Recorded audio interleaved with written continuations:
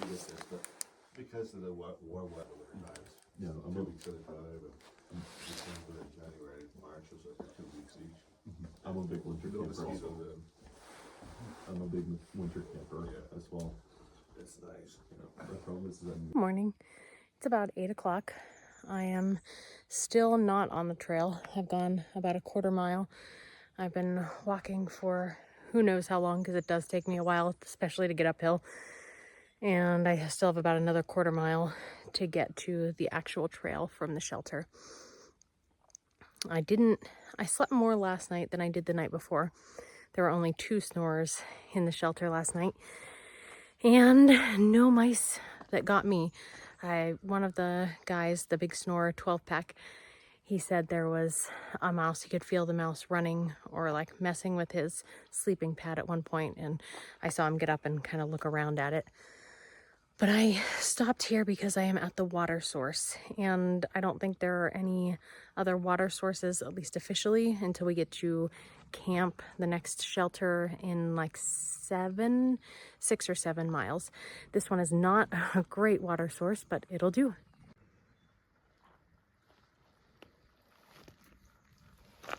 And I have found that is the water source.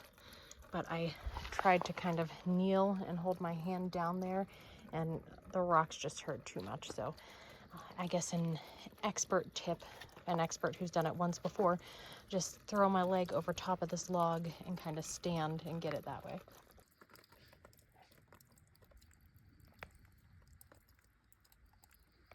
Slowly but surely.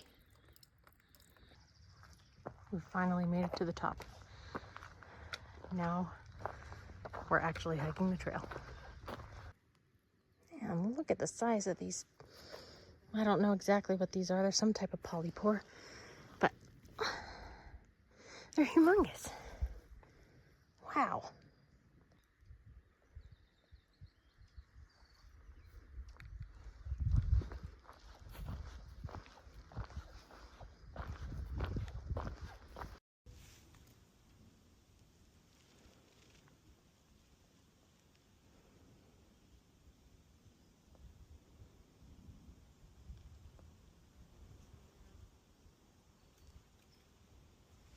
It's interesting where your mind goes when you're out here walking.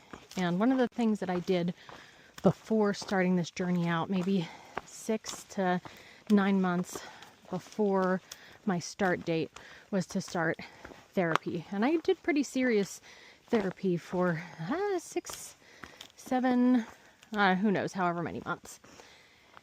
And because one of the things that happens, I think, for a lot of people is you start thinking about things, and sometimes you can fixate on things. And I wanted to make sure that while I was out here, I was not fixating on negative things or traumatic things. I wanted to make sure that I could heal as much of that as possible and be as mentally healthy as possible before starting this out. And one of the questions that I was asked during one of my therapy sessions, and one of the memories now that is sticking out to me while I walk on this trail and I think about all of the things that I can be grateful for in my lifetime. My therapist asked me to think back to a positive childhood memory. And I don't have a lot of memories from my childhood. Any really, most of my memories before I was maybe 21, a lot of them are just kind of gone. I know, I remember a little bit of things, but not that much. And a lot of the memories that I have, there aren't that many positive. But one of the ones that really stuck out to me was in 7th grade, I believe.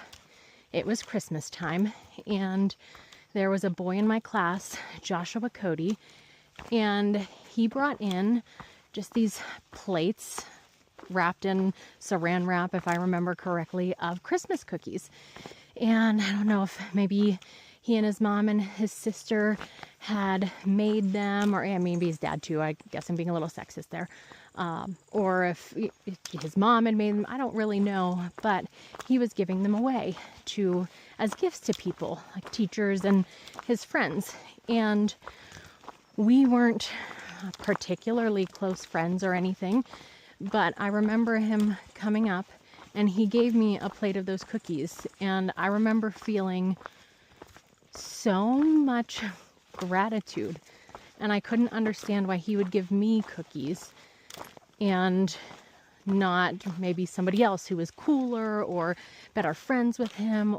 You know, I didn't quite understand, but the feeling of being special and cared about in that moment was so profound for me that it has stuck with me for 25 years as one of probably the most special, nicest things I don't know that anyone has done for me before, especially because it wasn't out of obligation. It wasn't like, at least, I mean, I don't know, I've not talked to him about it. We went to school together, but I haven't talked to him in 20 years at least, maybe more. It wasn't like, oh, hey, I have this friend and I have to get them a gift. What do I give them?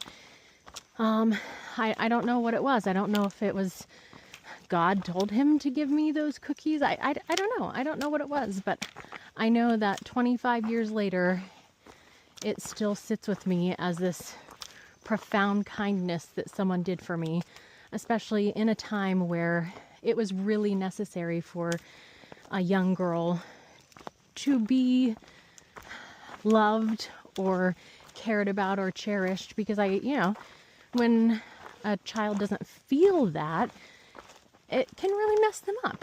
So being able to feel that from someone who wasn't obligated to feel that way toward me, I don't know. I just think about if that one tiny gesture that I don't even know if this kid even remembers doing it. It probably doesn't even register on his radar of memories. Maybe it wasn't that special for him, but these little things that we do for people. Oh, look at how close that little squirrel is. Got a little nut in its mouth. These little things that we do for people, you don't know how they're going to affect them, not just in that moment, but for the rest of their lives. So if you're contemplating doing something nice for someone, I suppose just do it, because what's the harm in doing it? What's going to hurt? It can only really help. I guess that's not true, but you know what I'm saying. I'm trying to be a philosopher out here, I guess. Just wanted to share a little memory with you guys. There's an excellent sitting and resting rock. There's a spot for your feet. You can sit there, and if you lean just right, you can put your pack sort of up on there and take the weight off your back. Let's try it out. It's on a little bit of an angle here, so it's actually not that great. I'm like falling forward, but it was worth a try.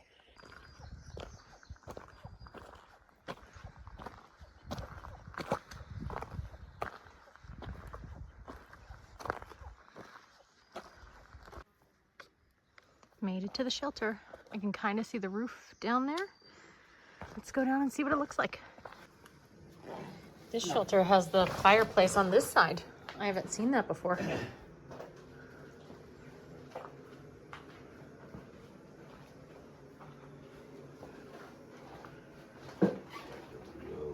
Oh, and there's a lot of nice light in here too. Oh my. This privy is pretty nasty. Oh, I can smell it from way back there, and I can hear the flies buzzing.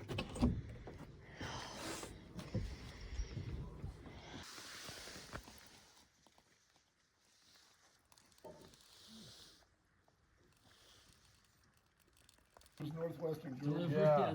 Yeah. Oh, I thought it was in Tennessee. Squeal like a pig. Was it? I think it was. Filmed in Tennessee? Oh, I Could be. Because they were telling me It that was a Jimmy John's or whatever. Introduce yourself. My name is Barnrat. Hi. And how did you get the name Barnrat? I got the name Barnrat from some through hikers. I was doing a little practice run through Springer Mountain down the approach trail. And I met these thru hikers. I told them I was planning on doing a thru hike sometime soon. They're like, do you have a trail name? I was like, I do not have a trail name. They're like, well, tell us some stuff about yourself. I was like, okay, well, I have a weird last name. Don't know anybody else that has a last name that I have. It's kind of unique. Barnstead. And also they saw that I had like pieced my pack together like a rat. Everything was thrifted or like a hand-me-down. So, All right. Barnrat it became. Excellent. And Barnrat, what is the best meal you've ever had in your whole life? And why? The best meal that I've ever had in my entire life was very recently from Waffle House. I got a bacon deluxe cheeseburger with a side of hash browns and 2 waffles. And it was the best meal that I've ever had in my entire life because I had been deprived of Waffle House for 2 weeks, living in the woods, you know, eating tuna packets and Debbie cakes like a little rat, like I am.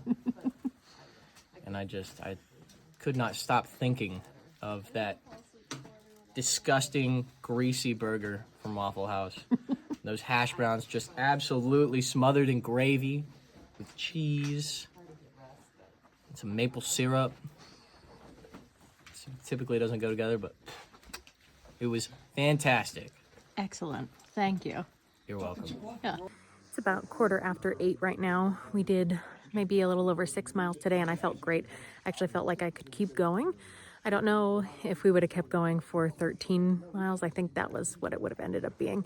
If I would have done that, I probably would have been dead by the end of the day, but I felt really good today. No pain. I mean, I had a little bit of pain in my feet and ankles, but nothing out of the ordinary.